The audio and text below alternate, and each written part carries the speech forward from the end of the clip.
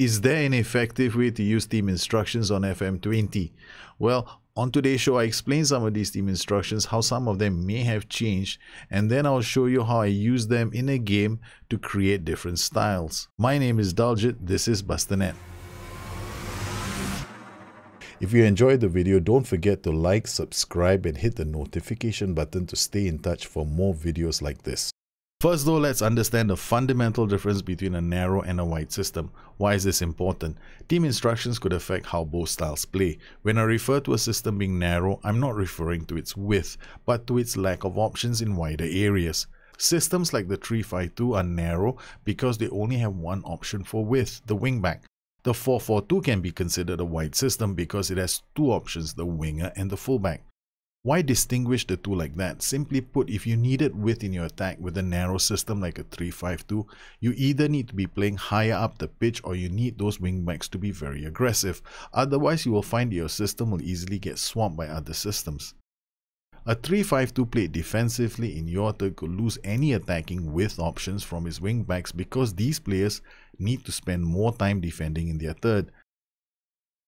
This leaves you with few options and turns the 3-5-2 into a counter-attacking system in most cases. The moment you seek to exert influence on a match, you start needing to move the system higher up the pitch through the use of the line of engagement and defensive line.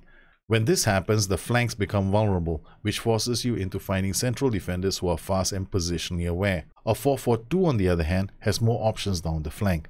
A 5-3-2 could lose the use of its wingbacks as an attacking outlet on lower defensive lines and lower lines of engagement. A 4-4-2 on the other hand can still offer options down the flanks because instead of just one player down the flanks, it actually has two.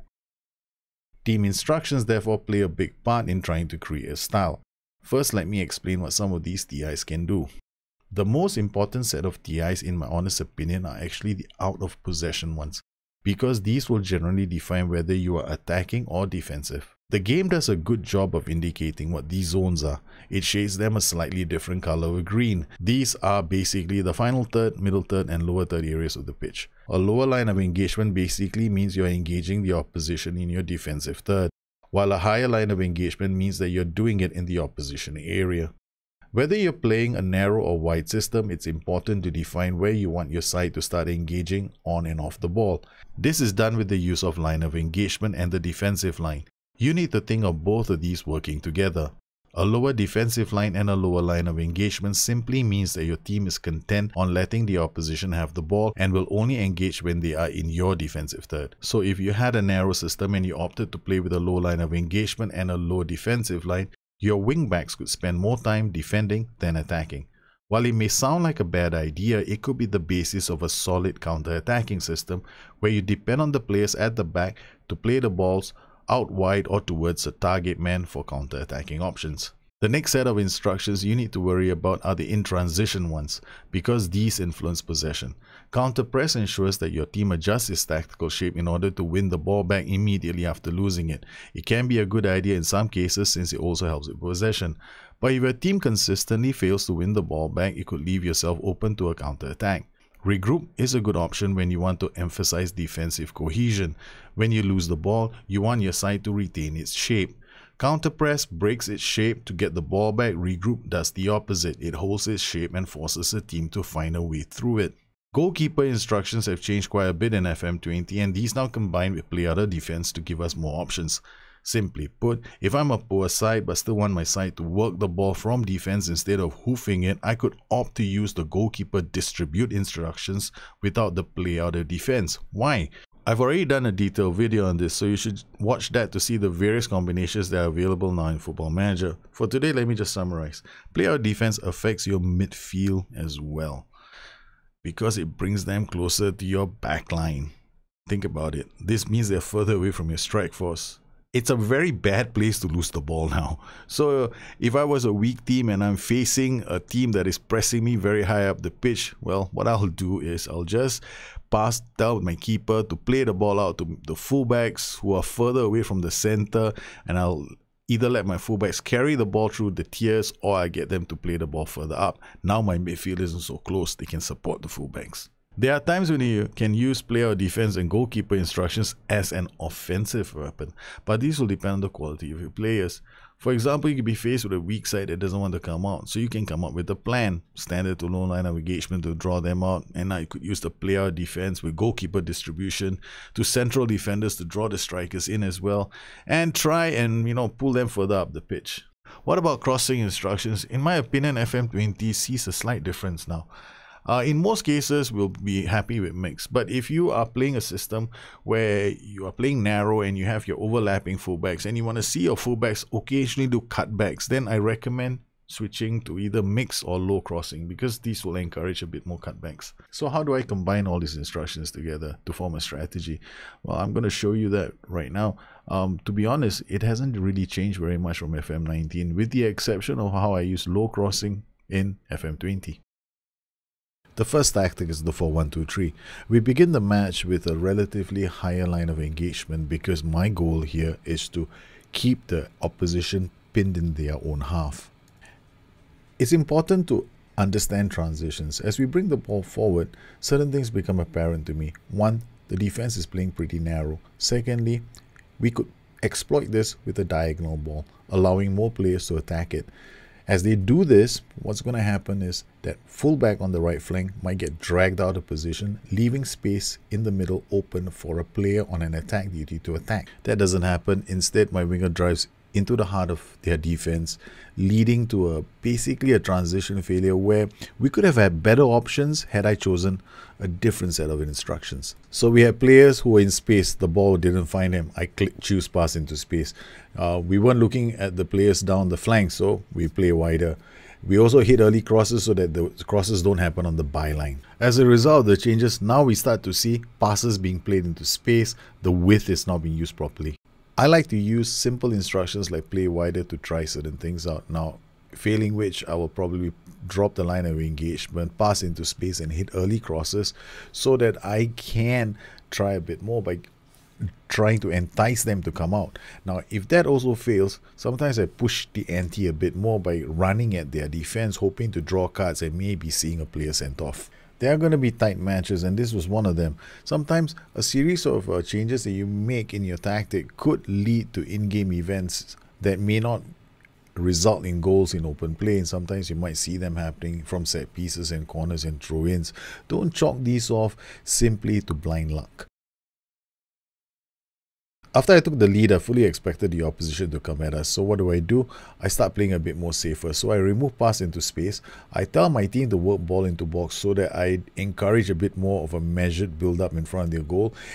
I want less creativity, so I'll choose the be more disciplined shout to get that done. Now that we are not just pumping balls into space anymore, and instead we're not playing them to feed. I wanted us to be more measured in our build-up so that we can be a bit more calculated with our possession and not simply just give the ball away.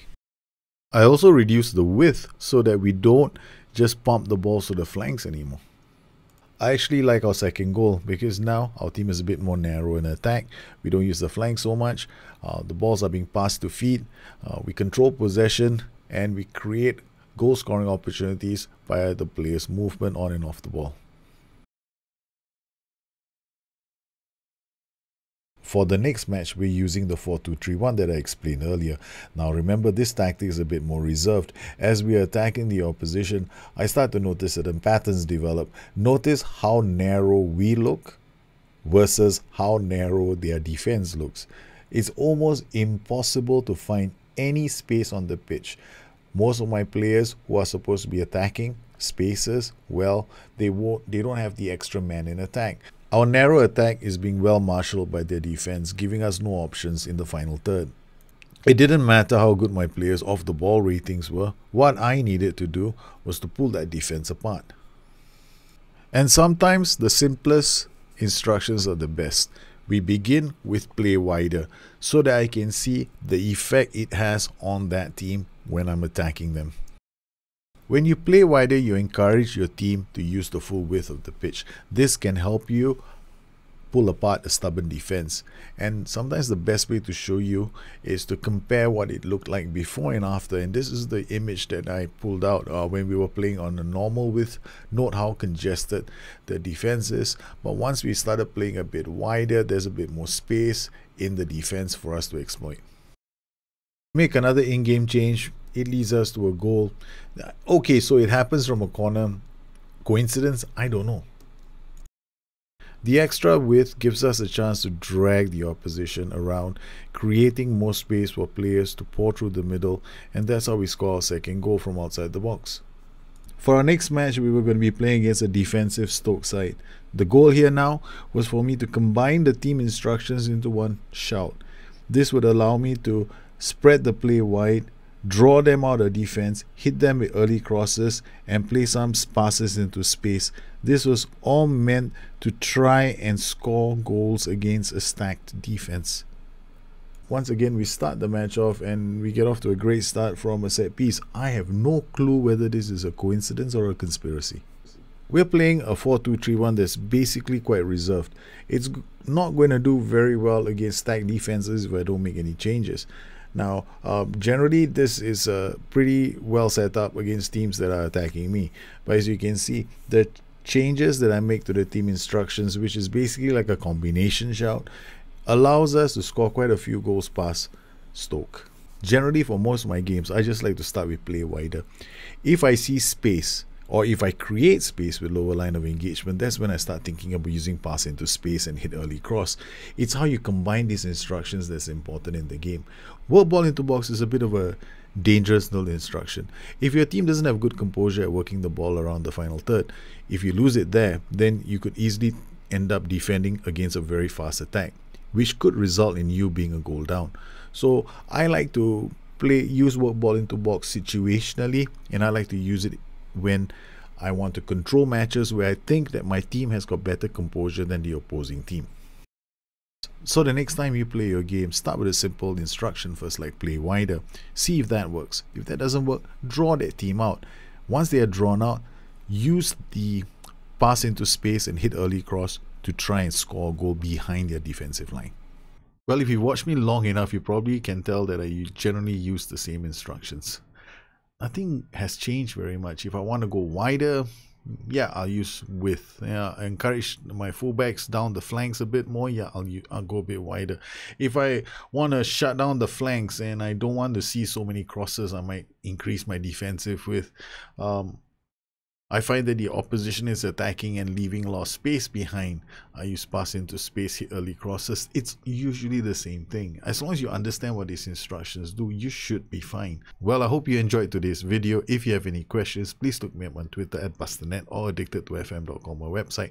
Once again, I want to thank everybody for tuning in. Don't forget you can catch me on Twitch Mondays, Wednesdays and Fridays, or basically any other day I feel like streaming. If you want to know more, you'll have to find me on Twitter at Bustthenet. You guys take care, have a good one. I'll see you again soon. Bye-bye.